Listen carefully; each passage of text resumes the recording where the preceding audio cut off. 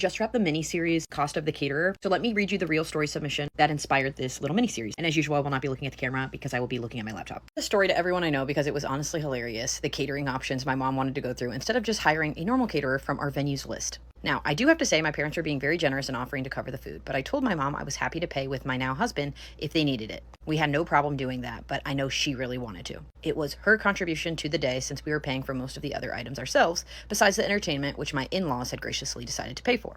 Our venue gave us a robust list, and I contacted every single person on there. There were 6 caterers that were available for our day, and they gave me a quote for each one. I forwarded every single quote over to my mom, and the totals ranged anywhere between $22 to $60 per head. I was super flexible on what we would eat on our wedding day, and we would do whatever worked best for my mom and dad, since they were covering the cost. The only stipulations I gave my mother is that I wanted it on real plates, and I was trying to avoid food truck style since ours was a cocktail style semi-formal wedding. Once she received the quotes, all she did for about 2 weeks was complain about how expensive all of them were. I was also surprised by wedding catering costs, but honestly, after doing my research, $22 per head was extremely cheap compared to most of the quotes that I got. One caterer that was not in our budget at all was over $200 per head. My mom would not drop how expensive everything was, and she said she would like to book her own caterer, one that was not on the list. I did ask my venue the process for this, and they said we could pay a fee to waive the caterer, and I was happy to do that so my mom could move forward with someone that she liked.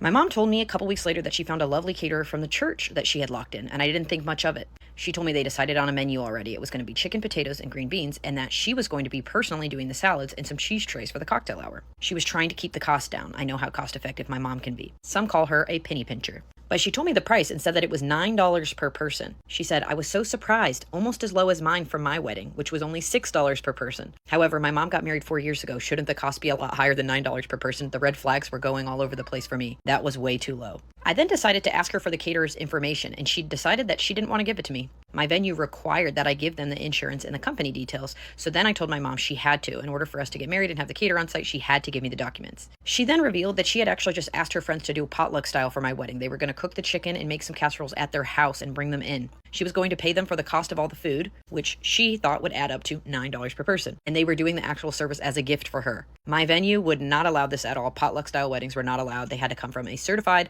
caterer with insurance. At this point, we were about 3.5 months from my wedding, and I was on a rush to find a real caterer. The 2 cheapest options from my original list were now booked and unavailable for my day, so I ended up getting one for about $35 a person. I decided I would pay for it myself, and I told my mom she could still make her cheese trays and some of those snacks she wanted for rehearsal dinner in the bridal room the next day. I'm still confused what she was thinking trying to hire her friends to do the wedding. When there were clear parameters given by my venue, she really tried to skirt around just to pay $9 a head. And that was it. So that was the story. I'm sure a lot of people can relate with sticker shock and the cost of catering, the cost of weddings in general, that people will try to do anything to cut back on that cost, but doing something like this is definitely not it.